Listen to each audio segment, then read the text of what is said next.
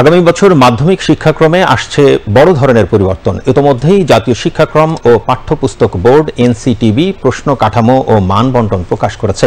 পাশাপাশি 2024 শিক্ষাবর্ষের ষষ্ঠ, সপ্তম, অষ্টম ও নবম শ্রেণীর শিক্ষণকালীন মূল্যায়ন ও বার্ষিক পরীক্ষার জন্য সংক্ষিপ্ত পাঠ্যসূচি প্রণয়ন, প্রশ্নের ধারা ও মান বণ্টন সংশোধন ও পরিমার্জন করা হয়েছে। সংস্কারের উদ্যোগকে সাধুবাদ জানিয়েছেন শিক্ষা সংশ্লিষ্টরা।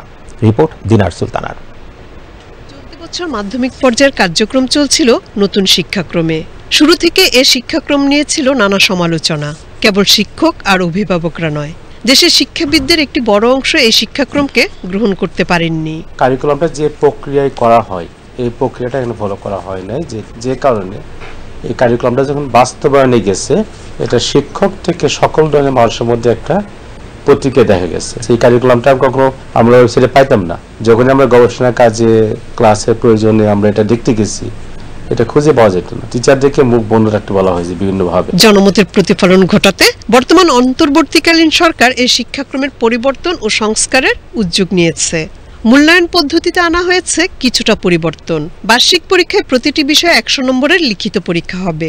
লিখিত পরীক্ষার প্রাপ্ত নম্বরের 70 ভাগ আর শিক্ষণকালীন মূল্যায়নের 30 ভাগ। এই দুই প্রাপ্ত নম্বরের গড় করে প্রস্তুত হবে বার্ষিক ফলাফল। মূল্যায়নের বিষয়ে ষষ্ঠ থেকে নবম শ্রেণী পর্যন্ত যে বার্ষিক পরীক্ষা এবছর হবে, এবছর যে পাঠ্যপুস্তকগুলি গিয়েছে সেগুলো কিন্তু নতুন কারিকুলামের পাঠ্যপুস্তক।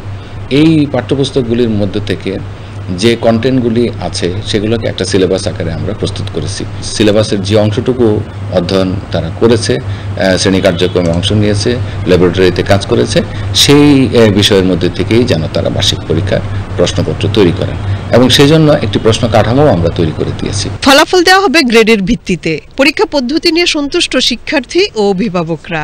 অনেক প্র্যাকটিক্যাল কাজ ছিল, আমাদের বাসায় গিয়ে অনেকক্ষণ বসে থেকে পোস্টার বানাতে হতো, তারপর অ্যাসাইনমেন্ট দেওয়া হতো। পুরাতন কারিকুলাম অত্যন্ত গুরুত্বপূর্ণ, নতুন কারিকুলাম আমরা শুধু শিখতাম, একজন পারলে সবার পাস। আগের কারিকুলাম যে আসছে ওটা ভালো, কিন্তু তার সাথে যদি আমাদের যে বর্তমান কারিকুলামটা চলমান রয়েছে, এই কারিকুলামের বিভিন্ন জিনিস যোগ করা হয়, তাহলে বোধহয় আমাদের ভবিষ্যৎ বিশ্বের জন্য আমরা আরো বেশি প্রস্তুত হতে পারবো। আমাদের আগের যে শিক্ষা ব্যবস্থাটা ছিল, আমি চাই যে ওই শিক্ষা ব্যবস্থাটাই আসুক। বাচ্চারা মানে পড়াশোনামুখী হোক, টেবিলমুখী হোক, কারণ এই শিক্ষা ব্যবস্থায় বই খাতার সাথে তাদের কোনো সম্পর্ক ছিল না। প্রস্তুতি শেষ করতে বার্ষিক পরীক্ষা নভেম্বরের পরিবর্তে ডিসেম্বরে নেওয়ার আহ্বান শিক্ষকদের।